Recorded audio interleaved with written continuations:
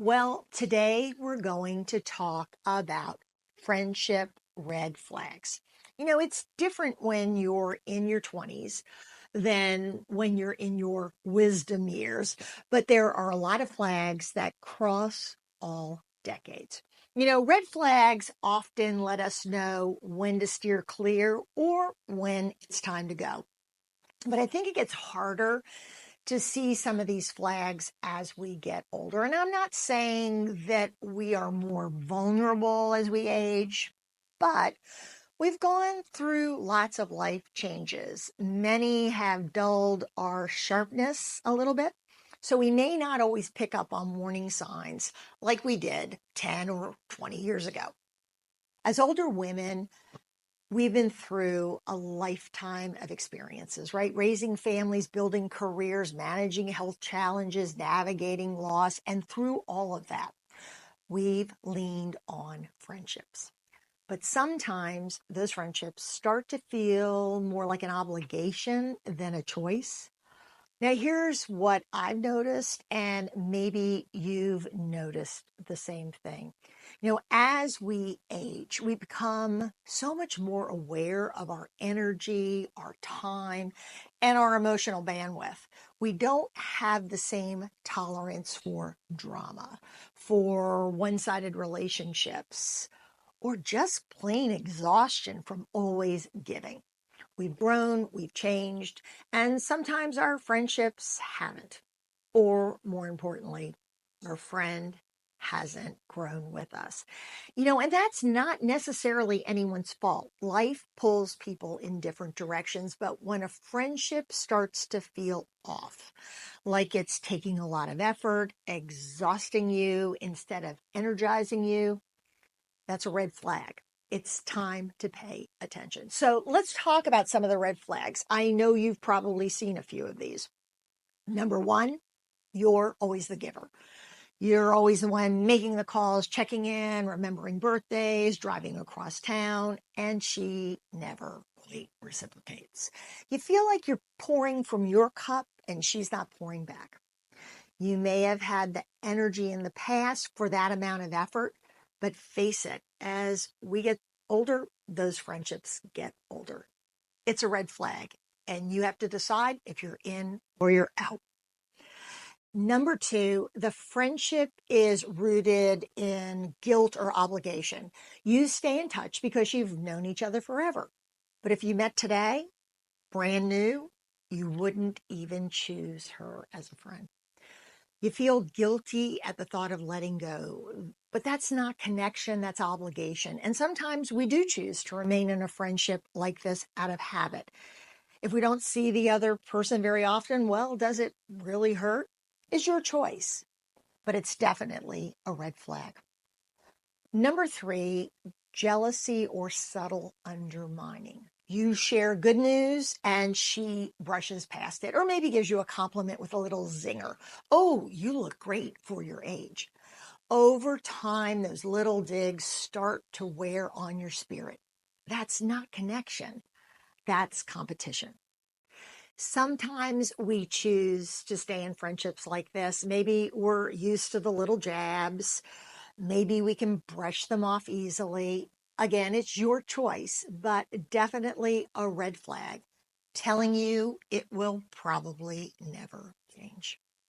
Number four, she's always the victim. Every time you talk, it's about her problems, her drama, her bad luck, and anytime you try to talk about a struggle you're going through, well, somehow the conversation always circles back around to her. Remember, you're not a therapist, you're a friend, and friendship should be mutual. Caring should be mutual. It doesn't have to be equal, but it has to be fair. Number five, you feel worse after you talk or spend time together. This is the simplest one. If every time you connect, you walk away feeling anxious, drained, even unseen, that's your heart telling you something. This is a complicated dynamic because eventually it will affect your mood and your quality of life. We want to be kind, but we get to protect our health, mental and physical. Now, I want to acknowledge tenderly that red flags or not, letting go of any friendship is hard, especially at our age. And you get to decide what you can and can't put up with because only you know the value of the friendship, what you've been through together. We've already lost friends to illness, to distance, to death. And the idea of walking away from someone, even when the friendship no longer feels great, can bring up guilt, fear, even sadness. And here's the hardest part. Sometimes as we go through this process, we realize a friend never truly cared for us in the same way that we cared for them. And that realization can feel like heartache. But you deserve to be loved and respected in return, not tolerated, not used, not taken for granted. Weigh heavily the impact a bad friend, a bad friendship is having on the quality of your life.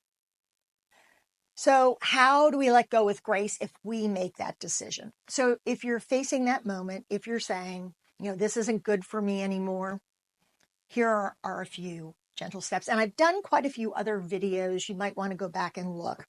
You don't have to make a dramatic exit. Sometimes you just need to create a little distance and they'll quite naturally fall away. Release the guilt. You're allowed to outgrow people. That doesn't make you a bad person. It means you're growing. Grieve the loss. Even if the friendship was unhealthy, it's still a loss. Feel that grief. Talk about it, talk it out, write it down, journal. Make space in your life for better. When you release what's no longer serving you, you open the door to friendships that do. Your time, our time is precious, our energy is valuable, and each one of us deserves respect. Letting go is not giving up, but it is choosing peace. Sometimes it's appropriate to sit down and talk to the other person to let them know how you're feeling and give them the opportunity to respond. Maybe they want to fix what's broken. Maybe they don't know how to, and together you can sort through it. But when you see red flags, you really have to acknowledge them. They're there. They're generally not going anywhere. I'd love to hear in the comments, do you have a friendship that you are struggling with right now? Or have you had to break off a friendship that was taking a toll on you mentally, physically? We all feel terrible when we see that a friendship is coming to an end. And yes, we all deal with it differently. Sometimes it's us that a friend is walking away from. And we know how bad that feels. But drop a comment and let us know how you dealt with it. Are there any tricks that helped get through it and help your friend get through it? Or did you have a friend pull away from you and was she able to share some comforting conversation with you that helped you to look at the future of the friendship differently? Well, I appreciate you stopping by. I look forward to seeing you next week as we navigate this crazy thing called life, our friendships, our relationships with other women, and trying to have the best golden years as possible. Take care. See you soon.